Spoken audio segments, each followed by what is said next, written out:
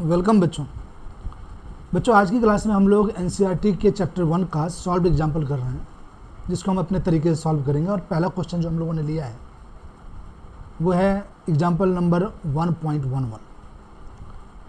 इसमें दिया हुआ है कि ये क्यूब रखा हुआ है इलेक्ट्रिक फील्ड में और इसके थ्रू कितने फ्लक्स पास कर रहे हैं। The flux associated with this cube, इसको हम लोगों को कैलकुलेट करना है। तो आइए हम लोग देखते हैं कि इसका फ्लक्स हम लोग कैसे कैलकुलेट करेंगे। अब बच्चों यहाँ पर फ्लक्स को कैलकुलेट करने के लिए आप लोगों को पता है कि फ्लक्स का जो फार्मूला होता है, फ्लक्स का फार्मूला होता है integration E D S cos theta. तो हमें इलेक्ट्रिक फील्ड चाहिए, एरिया चाहिए और एंगल चाहिए। तो सबसे पहले हम देखते हैं कि इलेक्ट्रिक फील्ड को लेके हमें क्या दिया हुआ है। क्वेश्चन में दिया हुआ है कि electric field in x direction is this, electric field in y direction 0, electric field in z direction 0। तो ध्यान रखिए कि इस पूरे रीजन में इलेक्ट्रिक फील्ड सिर्फ एक्स डायरेक्शन में, यानी सारे फेस पर, ये फेस है, इस पे भी इलेक्ट्रिक फील्ड ऐसे एक्स डायरेक्शन में दिया हुआ है। ये फेस है, इस पे भी इलेक्ट्रिक फील्ड एक्स डायरेक्शन में दिया हुआ है।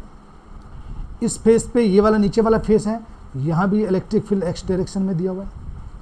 ये पीछे वाला फेस है, इस पे भी इलेक्ट्रिक फील्ड एक्स डायरेक्शन में ही दिया हुआ है। पॉजिटिव इलेक्ट्रिक फील्ड दिया हुआ है आपको और वो एक्स डायरेक्शन में दिया हुआ है। यानी कि सारे फेस पे इलेक्ट्रिक फील्ड का जो डायरेक्शन है वो पॉजिटिव एक्स डायरेक्शन में है। अब बच्चों हम एरिया वेक्टर देखते हैं कि एरिया वेक्टर कैसा आ रहा है। इस पे हमें पता है कि एरिया पे एरिया वेक्टर परपेंडिकुलर होता है और ये देखिए हमने एरिया वेक्टर ले लिया। अब देखिए इस फेस पे जो एरिया वेक्टर होगा वो ऐसे होगा, इस फेस पे जो एरिया वेक्टर होगा नीचे वाले फेस पे वो इस तरह से होगा एरिया वेक्टर। ऊपर वाले फेस पे एरिया वेक्टर इस तरीके से होगा, पीछे वाले फेस पे एरिया वेक्टर इस तरीके से होगा। बच्चों यहां पर एरिया वेक्टर और इलेक्ट्रिक फील्ड के बीच angle theta equal to 90 degree है। यहां भी angle theta equal to 90 degree है, थीटा इक्वल टू 90 डिग्री है। लेकिन यहां पर देखिए थीटा इक्वल टू 0 डिग्री है और यहां पर थीटा इक्वल टू 180 डिग्री है। बच्चों जब भी क्यूब इलेक्ट्रिक फील्ड में रखा होता है और इलेक्ट्रिक फील्ड किसी सिंगल डायरेक्शन में दिया हुआ है तो उसके चार फेस पे फ्लक्स 0 आएगा। अब ऐसा देख लीजिए इलेक्ट्रिक फील्ड आपको सिर्फ एक्स डायरेक्शन में दे रखे हैं, तो जो फ्लक्स बनेगा यहां पर वो फ्लक्स सिर्फ इस फेस पे बनेगा जिसको मैं सेट कर रहा हूं और इस फेस पे बनेगा। बाद बाकी जो चार फेस हैं उस पे इलेक्ट्रिक फील्ड और एरिया वेक्टर के बीच एंगल हमेशा 90 बनेगा। तो इस पूरे क्यूब में फ्लक्स जनरेशन सिर्फ इस दो फेस पे होंगे। इसको हम ले लेते हैं, इस फेस को फेस 1 और इस फेस को ले लेता हूं बच्चों मैं यहां पर फेस 2। यानी फ्लक्स जनरेशन सिर्फ फेस 1 पे और फेस 2 पे हो। हम लिखेंगे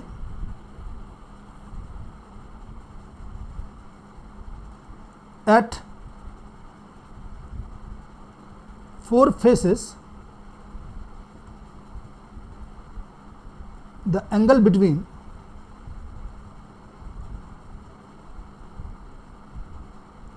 electric field and area vector are 90 degree, so flux associated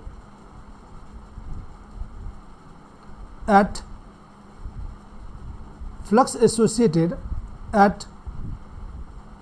these faces are 0। इन सभी फेस पे फ्लक्स एसोसिएट करेगा वो 0 होगा। अब बच्चों हम देखते हैं कि जो दो फेस हमारा बच गया है उस पे फ्लक्स कितना होता है।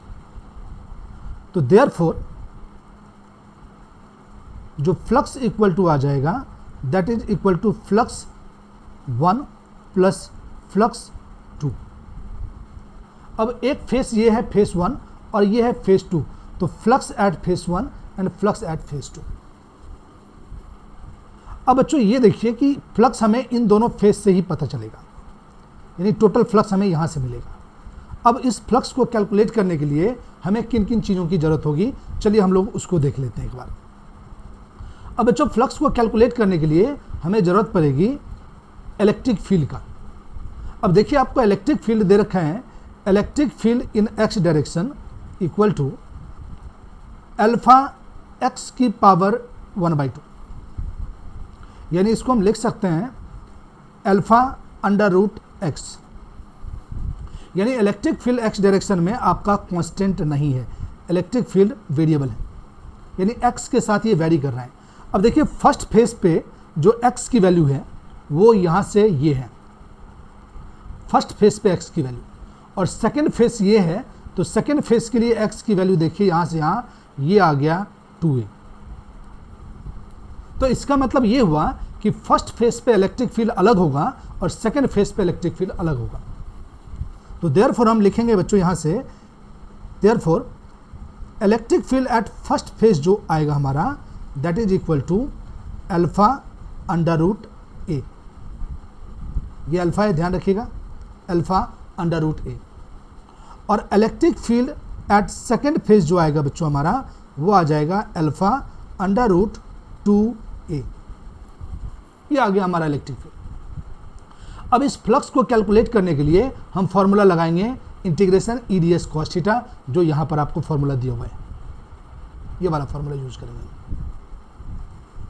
अब देख लीजिए, यहाँ ले लेते हैं बच्चों हम लोग,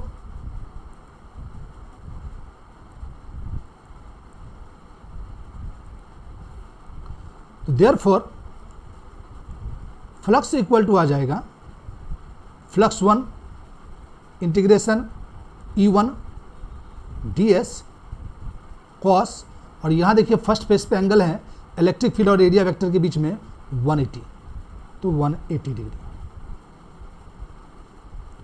प्लस दूसरा फ्लक्स सेकेंड फेज पे लेंगे यहाँ पर, तो यहाँ पर आ जाएगा integration E ds cos 0 degree, और यहाँ पर E2 लेंगे हम, इलेक्ट्रिक फील्ड सेकेंड है हमारा। अब जब बच्चों हम इसको सॉल्व करेंगे तो देखिए यहाँ पर वैल्यू पुट करेंगे हम E1 का, तो E1 है हमारा alpha under root a, ds as it is रखेंगे, और कॉस 180 -1 आता है, प्लस इंटीग्रेशन E2 रखेंगे यहाँ से बच्चों, तो ये आ जाएगा, यहाँ से रखेंगे यहाँ से, तो ये आ जाएगा अल्फा अंडर रूट 2a, और कॉस 0 आता है बच्चों 1। जब सॉल्व करोगे इसको तो देखिए यहाँ पर ये आ जाएगा माइनस, आगे आ जाएगा इंटीग्रेशन, ये आ जाएगा alpha under root a ds, और प्लस यहाँ आ जाएगा बच्चों integration alpha under root 2a ds। अब देखिए अल्फा की वैल्यू आपको दिया हुआ है, अल्फा की वैल्यू दिया हुआ है बच्चों 800, तो अल्फा कांस्टेंट है, और ए की वैल्यू दिया हुआ है, देखिए यहाँ पर ए की वैल्यू दे रखा है 0.1, यहाँ पर एज अल्फा इक्वल टू दे रखा है आपको 800 न्यूटन पर मीटर स्क्वायर, और एंड ए इक्वल टू दे रखा है आपको, ए इक्वल टू दे रखा है 0.1 मीटर। ये दोनों कांस्टेंट हैं, तो इसका मतलब ये दोनों बाहर निकल जाएंगे यहाँ से,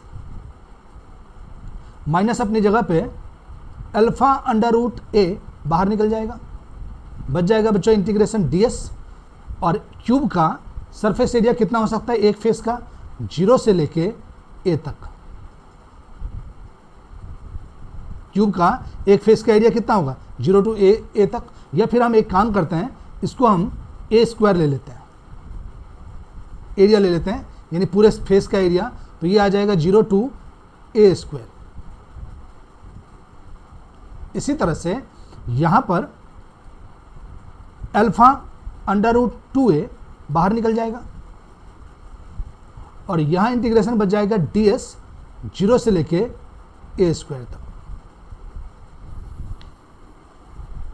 बच्चों अब जब सॉल्व करेंगे आप इसको तो ये आ जाएगा minus alpha under root a और ds का आ जाएगा s, लिमिट लग जाएगा 0 से a square plus alpha under root 2a और ds का आ जाएगा s, लिमिट लग जाएगा 0 से लेके a स्क्वायर। अब जब इसको सॉल्व करेंगे बच्चों तो ये आ जाएगा minus alpha under root a और s की जगह लिमिट रखेंगे a स्क्वायर माइनस 0 तो ये आ जाएगा a स्क्वायर प्लस यहाँ भी आ जाएगा बच्चों अल्फा अंडर रूट 2a और लिमिट पुट करेंगे तो ये आ जाएगा आपका a स्क्वायर।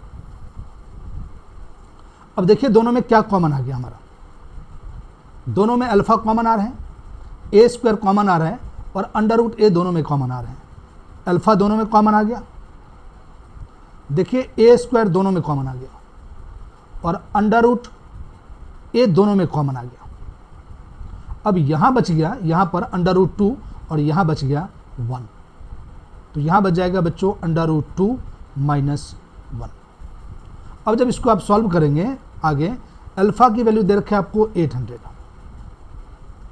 a की वैल्यू दे रखा है 0.1 तो 0.1 का स्क्वायर करेंगे, फिर under root 0.1, under root a की वैल्यू अंडर रूट 0.1 और फिर आ गया आपका अंडर रूट 2 माइनस 1। जब बच्चों इसको आगे सॉल्व करेंगे हम तो ये आ जाएगा हमारा 800 और इसको 0.1 का स्क्वायर करेंगे तो ये आ जाएगा आपका 0.01 अंडर रूट 1 हम लोग एज इट इज लेंगे और ये आ जाएगा 1.41 माइनस 1। अब देखिए इसको कैलकुलेट करने का तरीका, आप 800 को इसके साथ मल्टीप्लाई करेंगे तो 2 डेसिमल यहाँ पे एडजस्ट हो जाएगा तो ये बच जाएगा 8 और ये आ गया अंडर रूट 0.1, अंडर रूट 0.1 को आप मल्टीप्लाई अंडर रूट करेंगे तो ये आ जाएगा 0.31 और 1.41 से 1 माइनस करेंगे तो ये आ जाएगा आपका 0.41।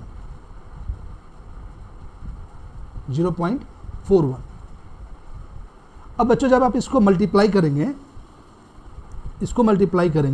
तो ये आ जाएगा आपका, इन तीनों को जब आप मल्टीप्लाई करेंगे तो ये आ जाएगा 1.05, देयरफॉर फ्लक्स जो आ रहा है आपका 1.05 न्यूटन मीटर स्क्वायर पर कूलम और 1.05 गॉस। ये आ गया बच्चों इस तरह से हमारा। अब बच्चों अगला क्वेश्चन है इसी में कि हमें चार्ज कैलकुलेट करना है कि इसके अंदर में चार्ज कितना है। तो फाई इक्वल टू, फॉर्मूला होता है, हम जानते हैं कि फ्लक्स इक्वल टू होता है 1/ε0 चार्ज। तो देयरफॉर जब क्रॉस करेंगे तो देयरफॉर आपका चार्ज इक्वल टू आ जाएगा, चार्ज इक्वल टू जब इसको मल्टीप्लाई करेंगे तो चार्ज इक्वल टू आ जाएगा आपका फाई इंटू में ε0। अब फाई का वैल्यू दे रखा है बच्चों आपको 1.05 और इंटू में ε0 की वैल्यू दे रखा है 8.85 इंटू 10⁻⁻12। तो देयरफॉर चार्ज इक्वल टू आ जाएगा, जब मल्टीप्लाई करेंगे आप इसको, जब मल्टीप्लाई करेंगे 1.05 को इसके साथ मल्टीप्लाई करेंगे यहाँ पर तो Q इक्वल टू आ जाएगा आपका 9.27 इंटू 10⁻⁻12 कूलम।